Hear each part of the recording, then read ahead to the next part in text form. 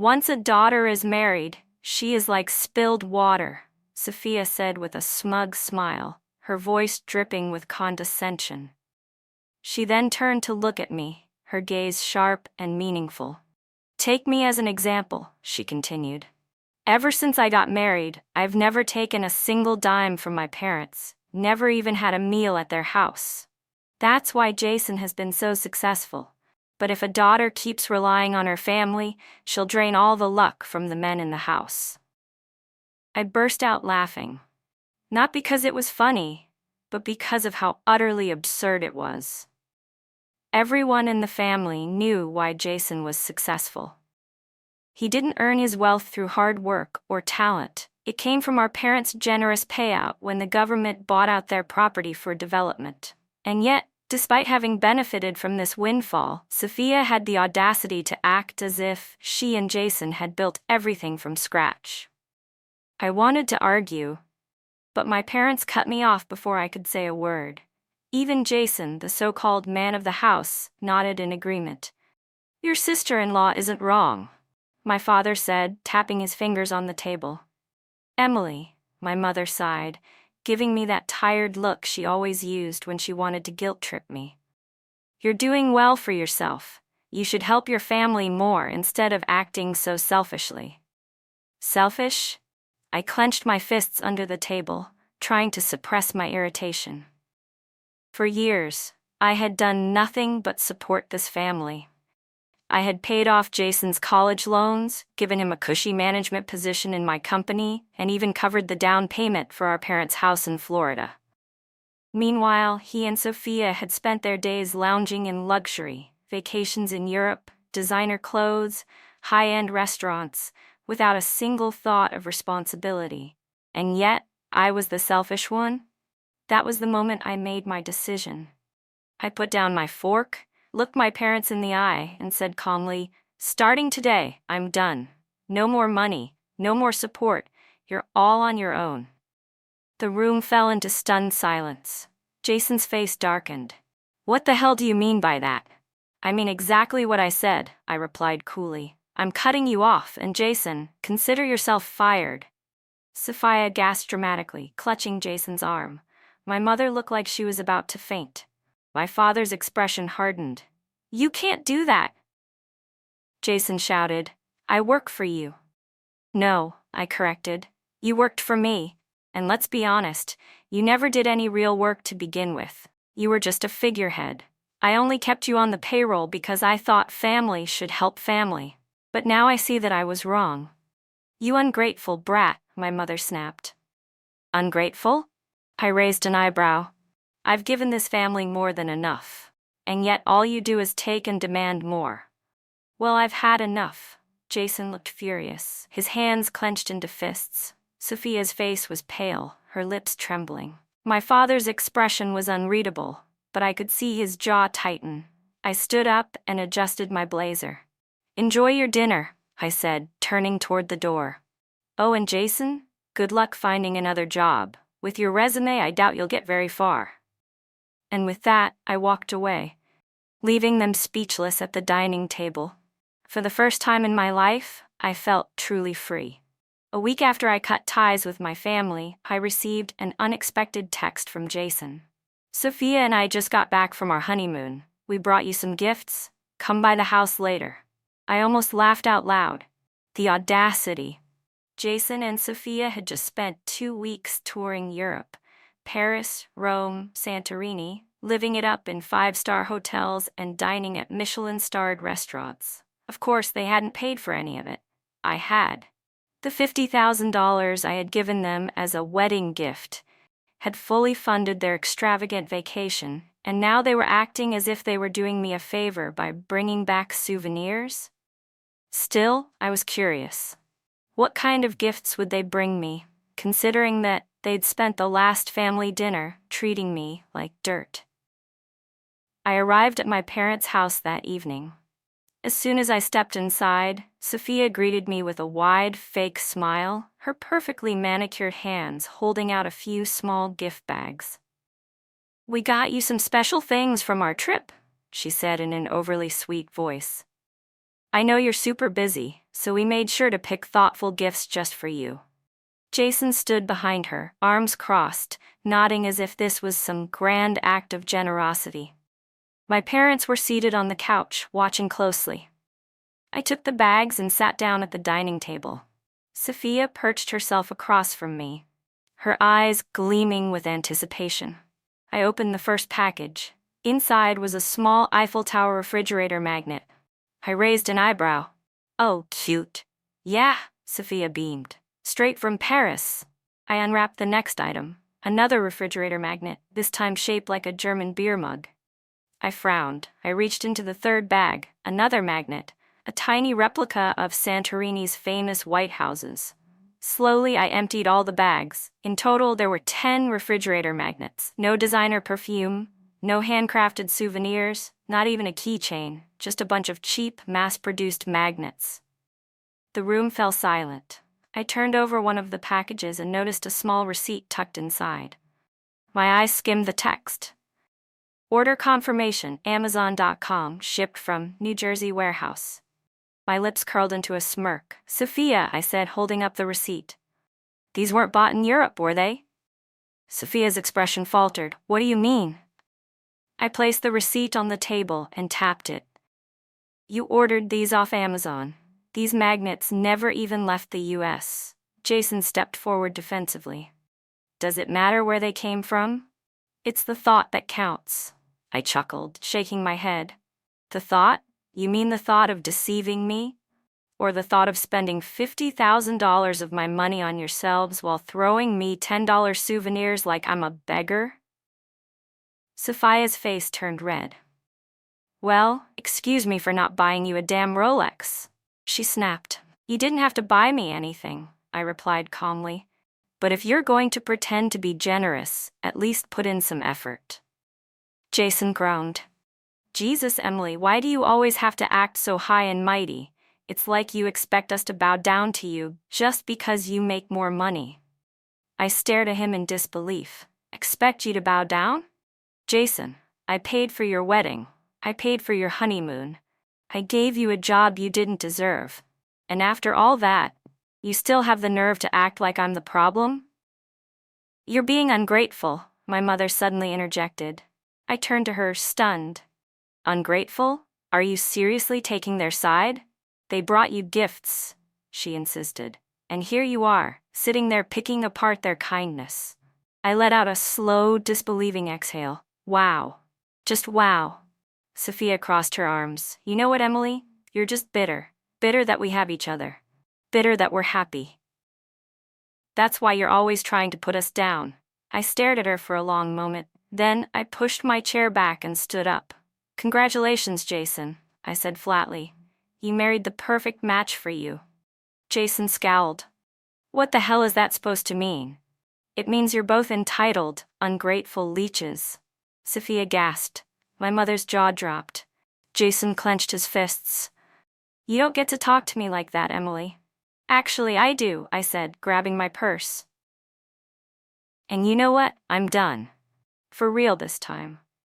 Sophia scoffed. "Oh, please. You're always saying you're done, but you always come crawling back." I smiled. "Not this time." I turned to my parents. "Enjoy your son and daughter-in-law, because from now on I'm out." With that, I walked out of the house without looking back. As I got into my car, I felt lighter, freer. For the first time, I wasn't just threatening to cut them off. I was actually doing it. No more money. No more favors. No more being their personal ATM. Let's see how long they last without me. The moment I stepped out of my parents' house, I knew there was no turning back. I had let them walk all over me for years, but that was over. No more financial lifelines. No more enabling their entitled behavior. That night, as I sat in my apartment sipping a glass of wine, I pulled up my banking app and made my first move. Step 1. Cutting off their credit cards. My parents had been enjoying a hefty $30,000 credit limit on the cards I had issued for them, which they used like a bottomless piggy bank. Luxury shopping sprees, fancy dinners, golf club memberships. I clicked a few buttons and adjusted the limit down to $300. Let's see how they like budgeting for once. Step 2. Blocking. Jason had never worked a real job in his life. The cushy management role I gave him in my company was nothing more than a favor, one he had never truly earned. He showed up late, skipped meetings, and contributed absolutely nothing of value. I opened my company's HR portal and formally terminated his employment. Then I blocked his number. No more calls, no more texts, no more entitled demands. Step 3. Cutting the financial lifeline. For years, I had covered every major expense for my family: mortgages, bills, emergencies, which were almost always shopping-related. But not anymore. I withdrew all financial support in one decisive sweep. By the time I went to bed, I felt a strange sense of peace. For the first time in my life, I wasn't their provider. I was just me. For the next few days, it was blissfully quiet. No endless phone calls from my mother. No guilt-tripping texts from Jason. At first, I thought maybe, just maybe, they were taking the hint and learning to stand on their own 2 feet. I should have known better. On the 4th day, the first call came in. I was in a meeting when my assistant knocked on the door. "Emily, your mother has called 10 times. She says it's urgent." I sighed. "Ignore her." 5 minutes later, my phone buzzed again. This time, it was my dad, then Jason, then Sophia. Something had clearly gone wrong. Curious, I finally checked my texts. "Mom, Emily, something's wrong with my credit card. It says I've reached my limit. Call me ASAP." "Jason, what the did you do? My paycheck didn't go through. Fix this now." "Dad, sweetheart, there seems to be a mistake with the bank. Can you check?" I smirked. They finally noticed.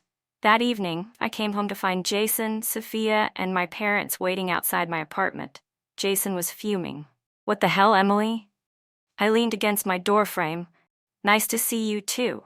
Mom wrung her hands. "Honey, there's been a terrible mistake. Our credit cards aren't working, and your father's golf club declined his membership renewal." Dad nodded, looking genuinely confused. "The bank must have made an error." I crossed my arms. "No error. I lowered your credit limit to $300. Mom blinked. "You what?" Jason stepped forward. "And what about my paycheck, my job?" "Oh, that," I said, tilting my head. "You're fired." Silence. Sophia's eyes widened. "You can't do that." "I did do that." Jason's jaw clenched. "You selfish fuck. After everything we've done for you." I burst out laughing. "Everything you've done for me? That's rich." Dad cleared his throat. "Emily, let's be reasonable. We're family." "Exactly," I interrupted. "And family is supposed to support each other, not bleed each other dry." Jason sneered. "You think you're better than us because you have money?" I shook my head. "No, I think I'm better than you because I work for what I have." The reality of the situation was sinking in. Jason realized he had no job, no income, and no financial safety net. My parents understood that their endless well of money had dried up. Sophia, usually smug and confident, looked genuinely terrified. Mom played her last card: guilt. "Sweetheart, we're your parents. We raised you. Is this really how you repay us?" I exhaled. "Mom, I'm not repaying anything, because what I gave you wasn't a loan, it was everything. Years of support, money, stability. And in return, you took me for granted." Jason scoffed. "So you're really just going to abandon us?" I looked at each of them, one by one. "No," I said firmly. "I'm letting you stand on your own. It's about time you learned how." With that, I stepped inside and shut the door. For the first time, I didn't feel guilty. I felt free. Over the next few weeks, I ignored their calls and messages. Jason tried applying for jobs, but with his pathetic resume and sense of entitlement, no one would hire him. Sophia attempted to reach out to me on social media, posting passive-aggressive quotes about family betrayal. I blocked her. Mom and Dad, now forced to live on their meager savings, had to make some real sacrifices. No more extravagant dinners, no more unnecessary shopping sprees. They even had to downgrade their cable package. And as for me, for the first time in years I was at peace. No more leeches, no more guilt, just me, living my life on my own terms. Delusion and denial. If there was one thing Sophia excelled at, it was denial. Even after I cut them off, after Jason lost his job, after their credit cards stopped working, she still clung to her delusions of grandeur.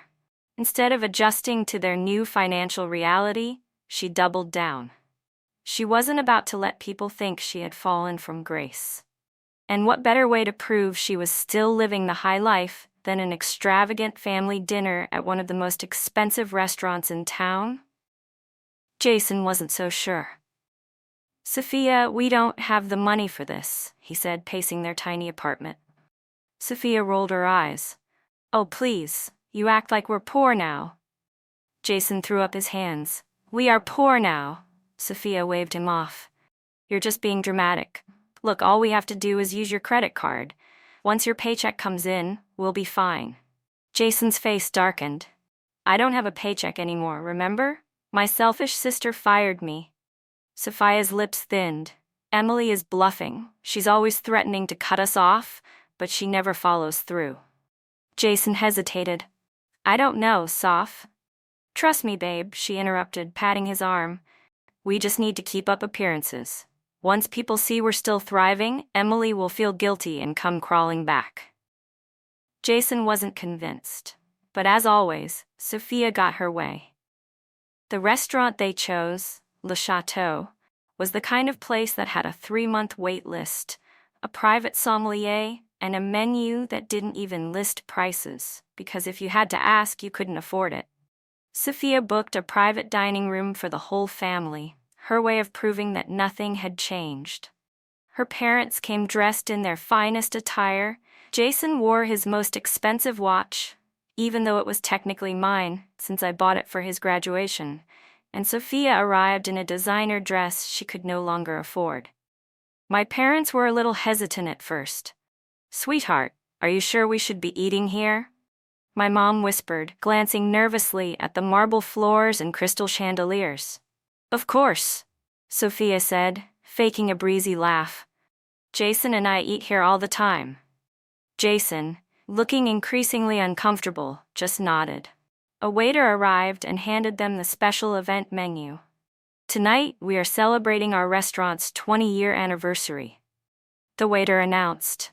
"As part of this special occasion, we are offering an exclusive tasting menu featuring rare, imported ingredients.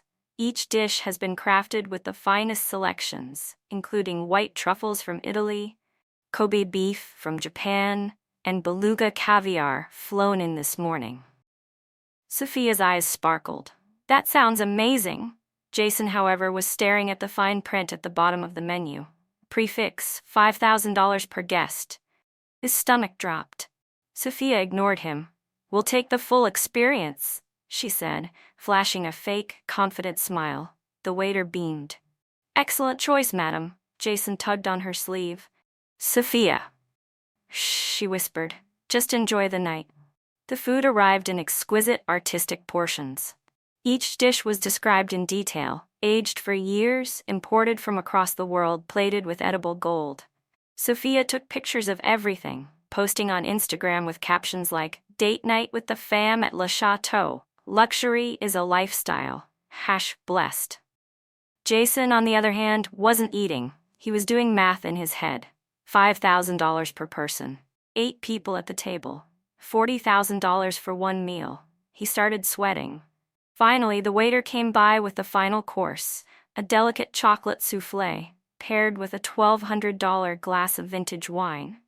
Sophia raised her glass in a toast. "To family," she declared. Jason just gulped. Then came the check.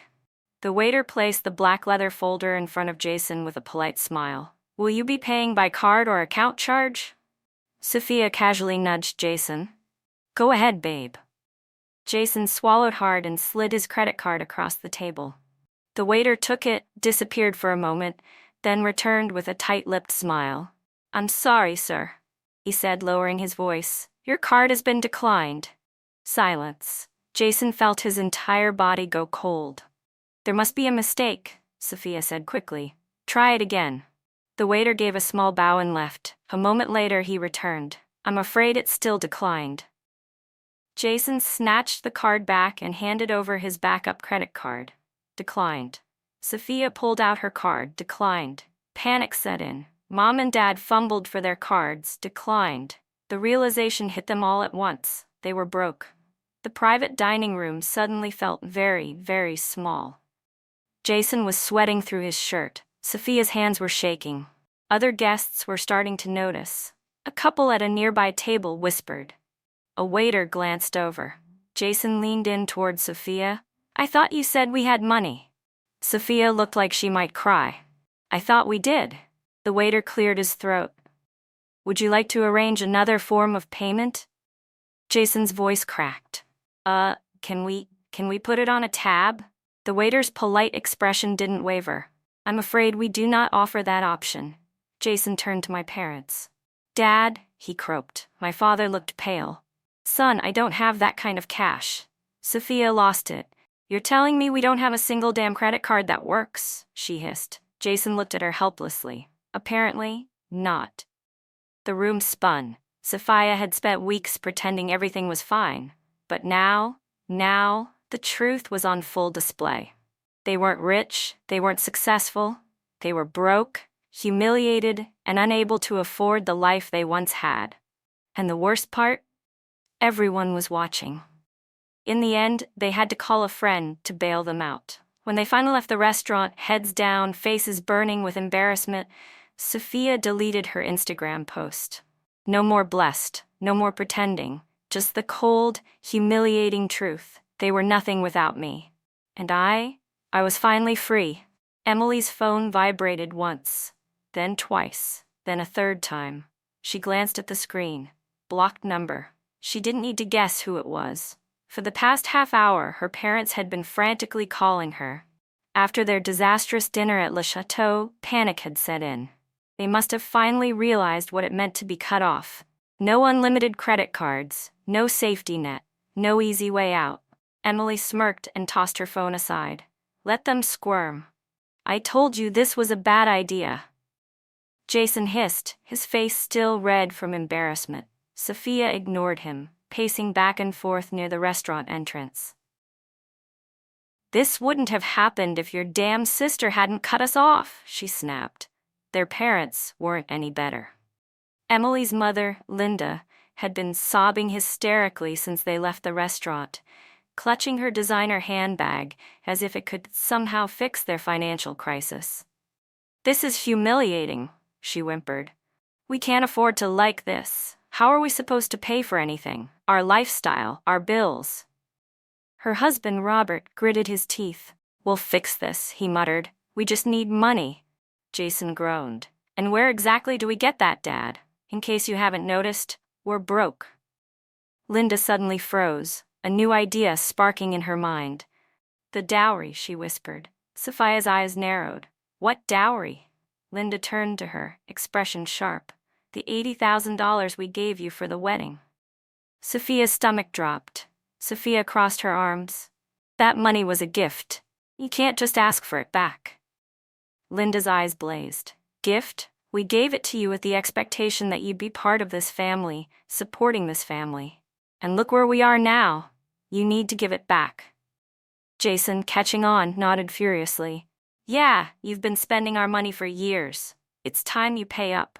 Sophia's voice rose. "Are you serious? You're acting like I stole it." Linda took a menacing step forward. "If you don't give it back, Sophia, I'll make sure everyone knows you married my son just for money." Sophia laughed bitterly. "Oh, please, you think I care? Go ahead, tell the world, but newsflash, the money's gone."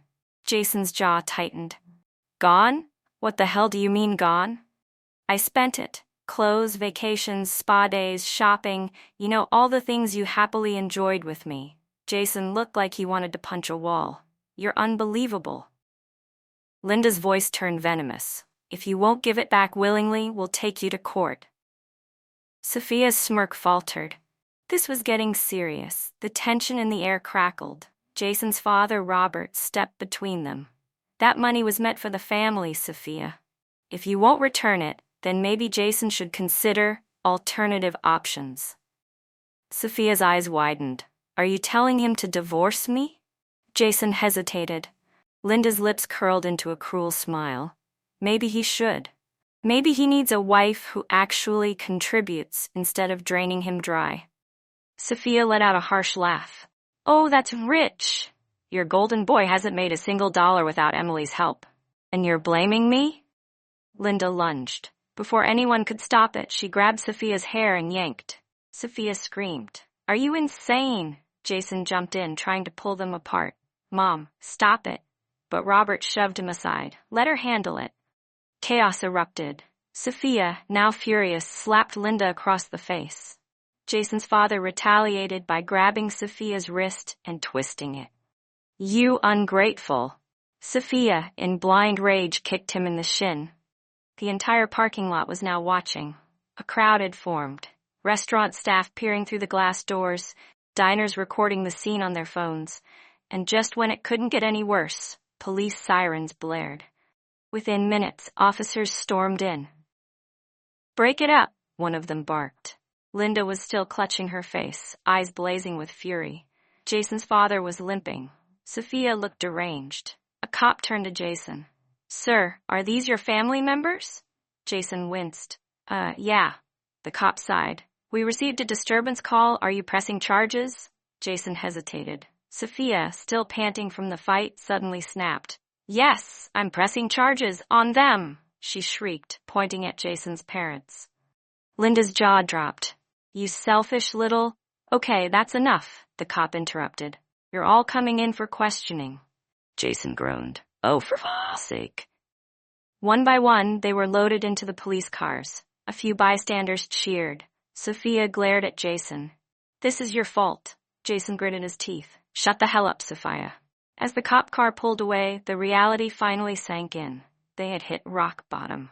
And Emily? She was at home, sipping a glass of wine, blissfully unaware. The ride to the police station was eerily silent.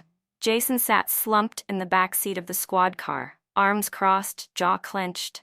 Sophia was still seething, her lip bleeding slightly from where Linda had scratched her. Jason's parents, sitting in another car, looked equally disheveled. This wasn't just an embarrassing scene anymore. This was real. They were broke, humiliated, and now in trouble with the law. At the precinct, officers took their statements. Linda, ever the dramatist, burst into tears. That woman assaulted me. She stole my money. I want to press charges, she sobbed. The officer sighed.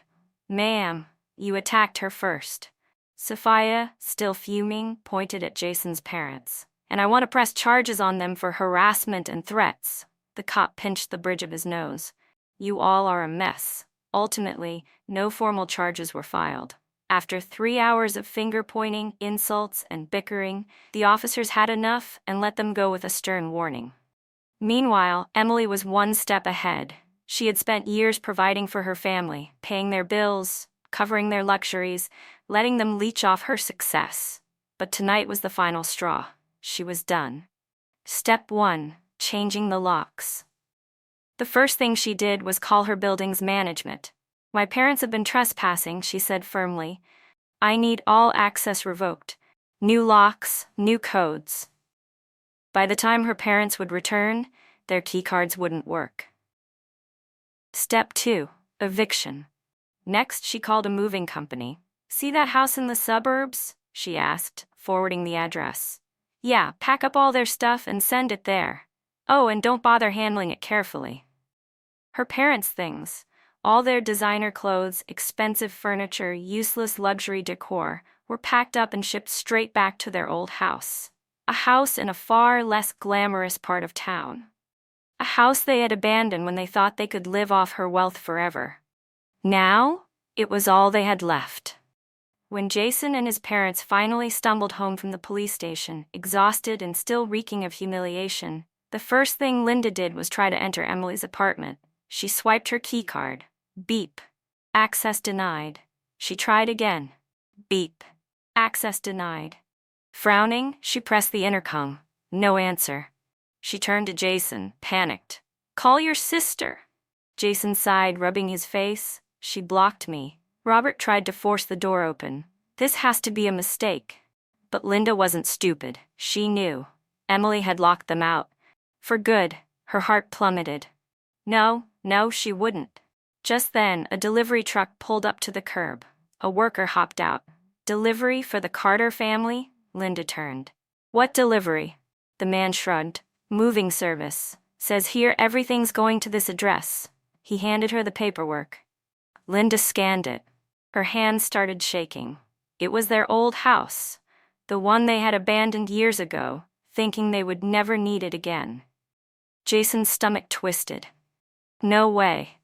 The worker clapped his hands. All right, boys, unload it.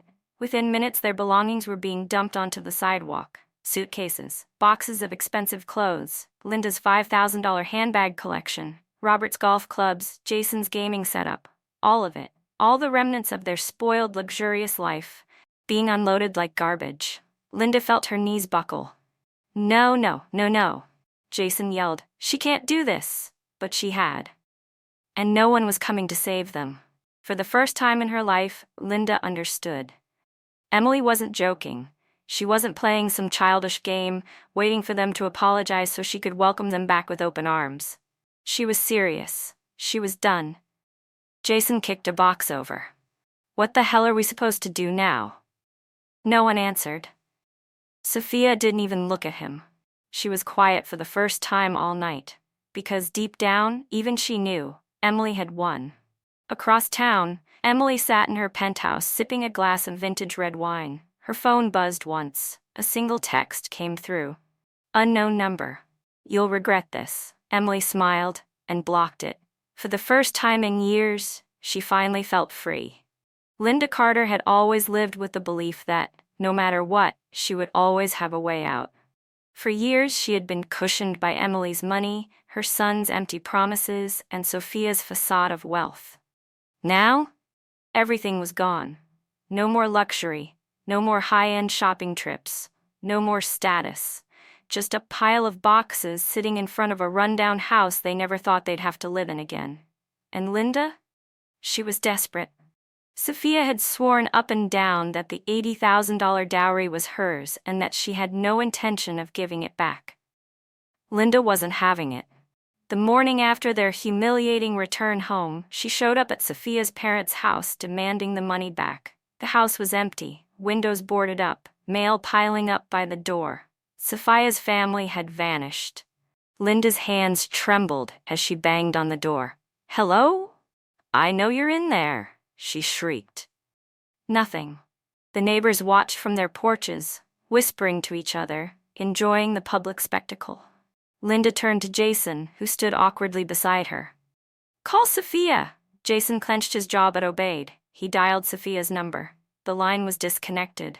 Linda's breathing hitched. She tried texting. Error. Message not delivered. Sophia hadn't just left. She had blocked them. Gone. With the money. Linda staggered backward, gripping her chest. No, this can't be happening. Jason's fists clenched. That selfish little, but even he knew. Sophia had played them all. And now, they had nothing. Jason had always been entitled. He had spent his life skating by on Emily's success, using her money, her influence, her connections. Now that he had lost everything, he needed someone to blame. And in his mind, Emily was the villain. So he did what all weak men do. He sued her. Claim wrongful termination. He demanded that Emily reinstate him at her company and compensate him for emotional distress and lost wages. Expected payout, $500,000. Linda clung to the lawsuit as their last hope. She told everyone in their old social circle that Emily was heartless, that Jason was wrongfully fired, that their precious family was being torn apart by greed. She wanted sympathy. Instead, she became a joke. When the day of the hearing arrived, Jason was smug. He walked into the courthouse like a man who had already won. Linda had convinced him that Emily would settle to avoid bad press. She didn't.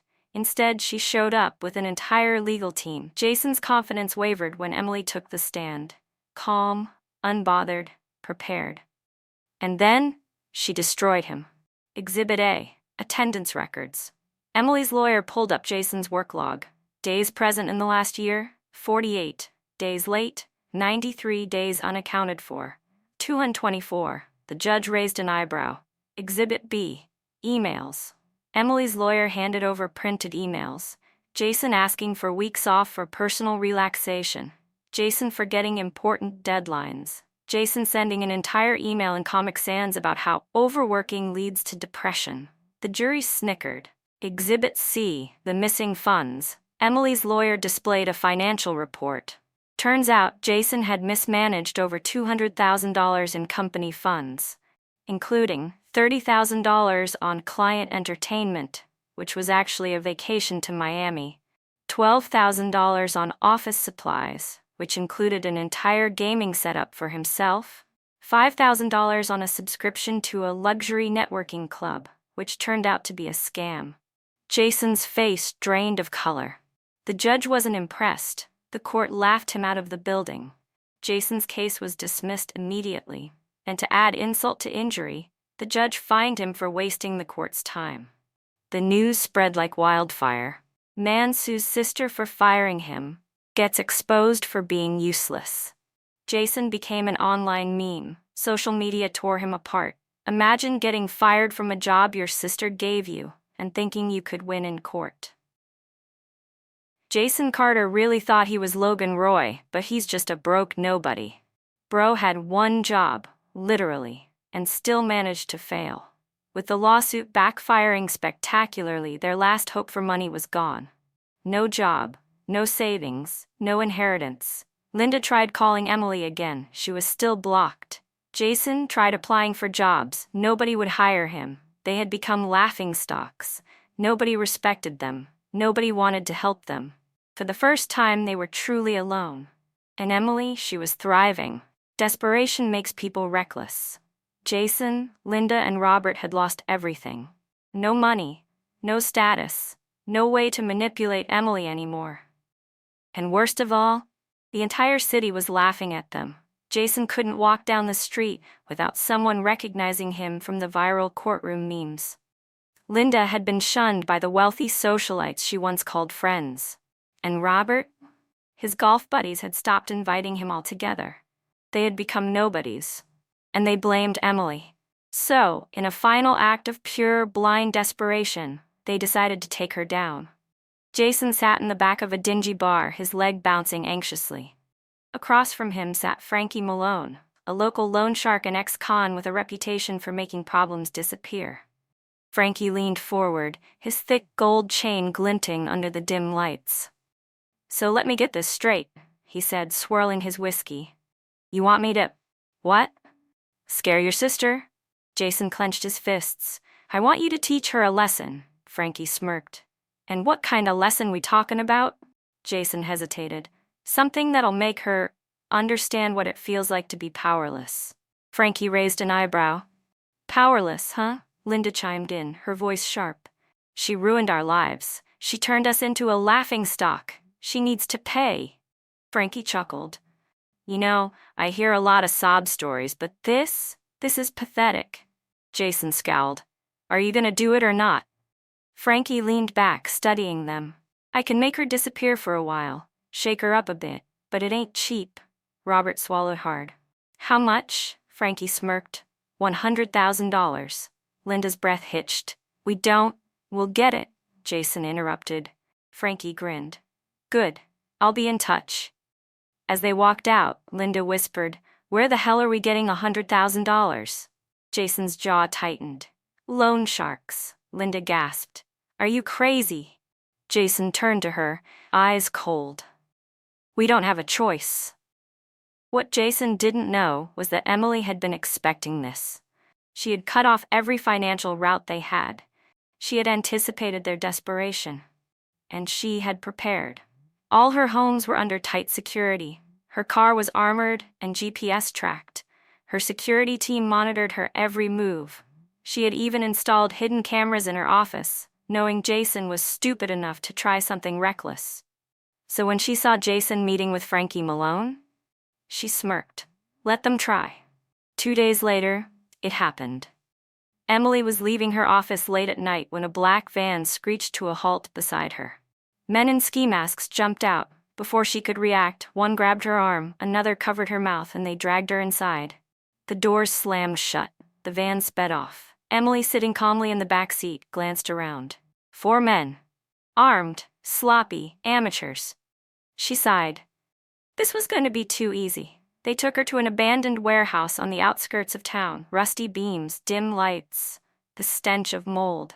Emily was tied to a chair, her wrists bound. Jason walked in, smug and victorious. Bet you didn't see this coming, huh, sis? He sneered. Emily smirked. Oh, Jason, I saw this coming a mile away. Jason's expression faltered. Linda and Robert stepped forward.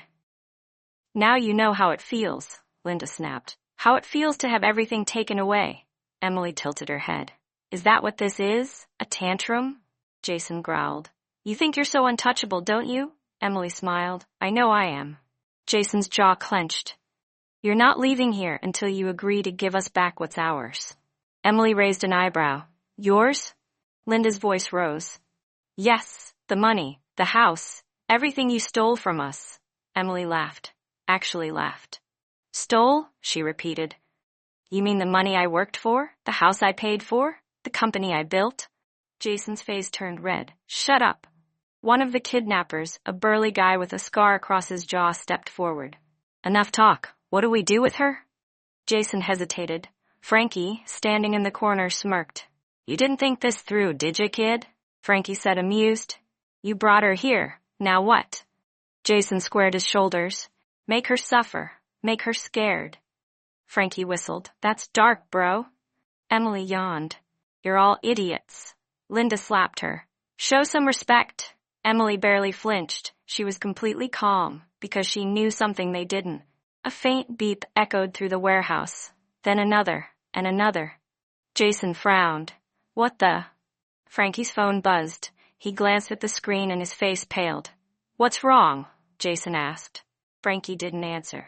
Because suddenly, the warehouse doors burst open. Emily's security team stormed in.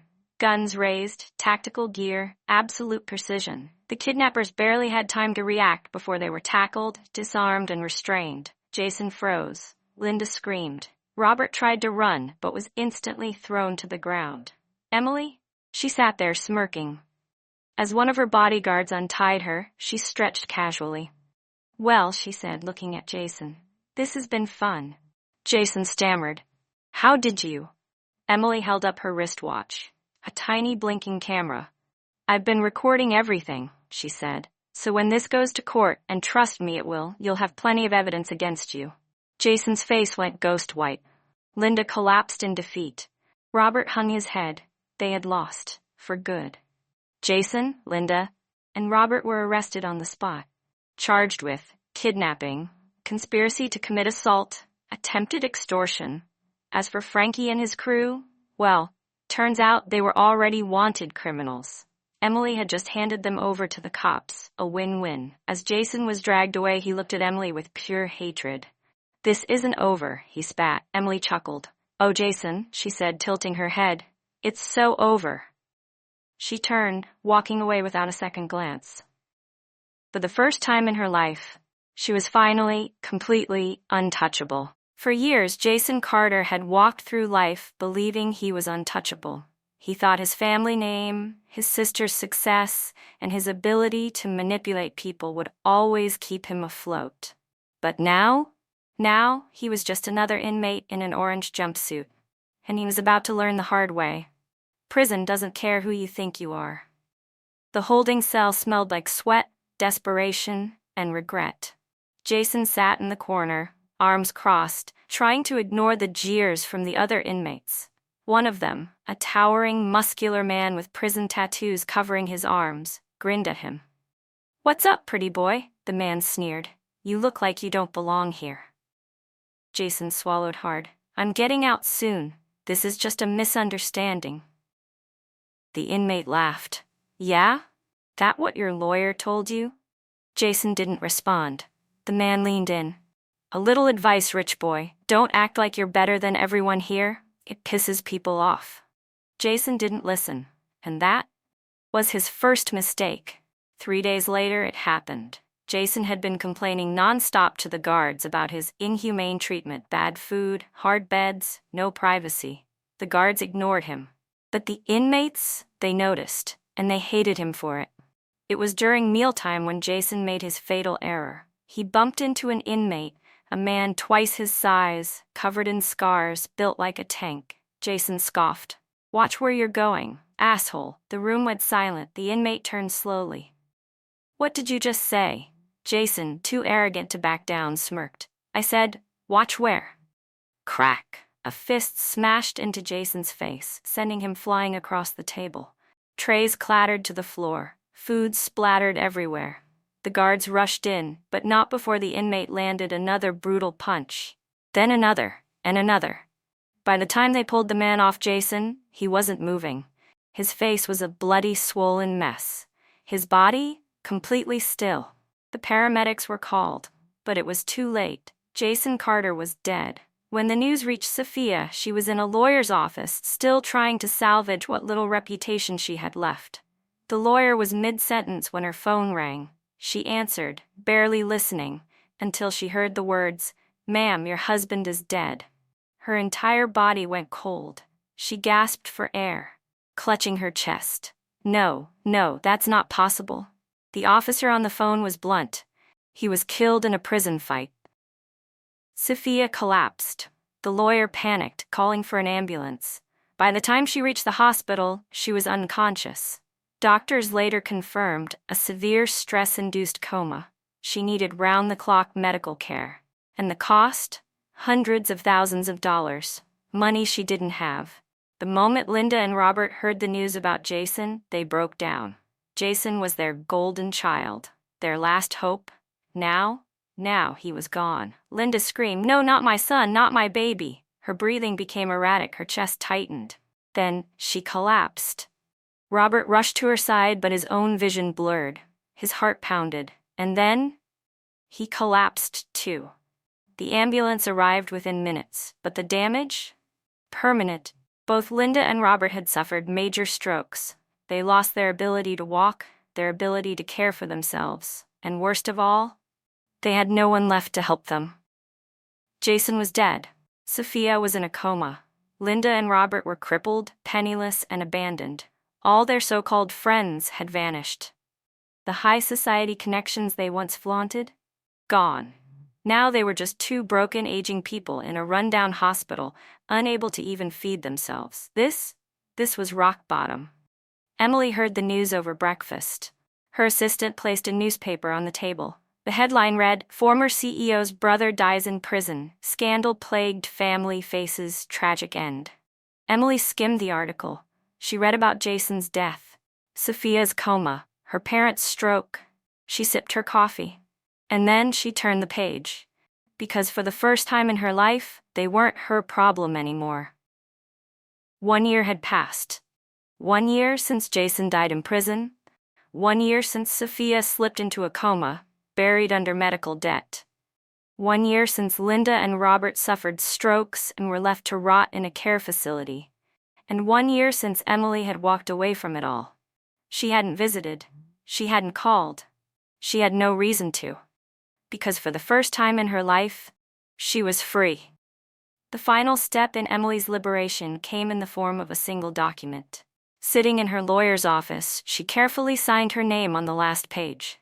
Court order, termination of legal and financial ties, Jason Carter deceased. Removed Linda and Robert Carter, unfit guardianship. Removed all assets, liabilities, and financial obligations, severed, finalized. With that, Emily Carter no longer had a family. And that was the best Christmas gift she had ever given herself. December 25th. Snow blanketed the streets outside Emily's penthouse as laughter echoed through the dining room. She sat at a beautifully decorated table, surrounded by real family. Not by blood, but by choice. Her best friend, Ava, who had always been there when her real family wasn't. Her business partner, Ryan, who respected her for more than just her bank account. Her assistant, Claire, who had been her rock through the hardest times. They ate, drank, and exchanged gifts. Emily had never felt so warm, so safe, so happy. At some point, Ava nudged her. "So, do you ever regret it?" Emily took a sip of her wine and smiled. "Not for a second," Ava grinned. "Good, because you deserve this." And for the first time, Emily truly believed it. Later that night, when everyone had gone, Emily stood by the window watching the snow fall. For a moment, she thought about Jason, about her parents, about all the years she wasted trying to earn their love. But there was no sadness, no regret, just peace. She reached into a drawer and pulled out the only photo she still had of them. She stared at it for a long moment. Then, she tossed it into the fireplace. The flames flickered, curling around the edges of the picture, turning it to ash. Emily exhaled, feeling lighter than ever. This was her new beginning, and this time, she was living for herself. If you enjoyed this video, don't forget to give it a like and subscribe so you don't miss any future content.